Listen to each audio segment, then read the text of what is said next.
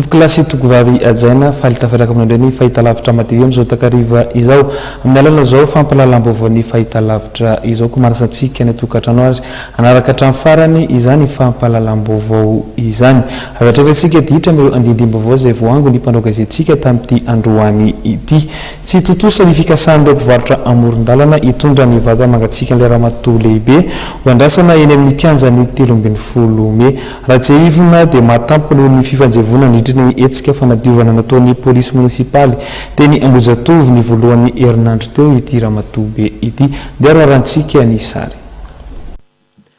Tsy totosa ny tetikazan'ireo mpivarotra amoron-dalana izay saika hitondra ny vatana mangatsiaka ilay ramatoa ho mpivarotra efa nahazo taona 10 taona eo raha ny fanazavana ny menanay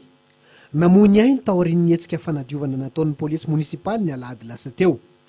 Araka ny fanazavan'ny tompon'andraikitra rehetra faresaka taminay tokoa dia tsy navelan'ny tompon'andraikitry ny hôpitaly Etsy be Filatanana izay misy ny vatana mangatsiaka an'io ramatoa io amin'izao fotoana izao nalaina ny razana.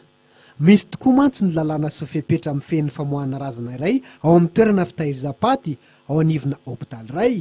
ary voalohany amin'izany ny fianakavian'ny maty irery ihany no mahazo lalana ameno ny taratasy ara-panjakana fakana ny razana ao amin'ny hôpitaly. Noho izany tsy mahazo maka ny tompovavy na iza mitondra ho mahafantatra azy ka mikasa haka ny vata mangatsikany. Nampatsiahany lefitra voalohany ao amin'ny komina Antananarivo renivohitra fa tsy marina ny filazana fa nidaroan'ny polisy munisipaly na faty azy io fa noho ny fahatairana ara-petse-po rehefa tao aorian'ny etsika fanadiovana izay vao namoiny ainy ity ramatoa ity.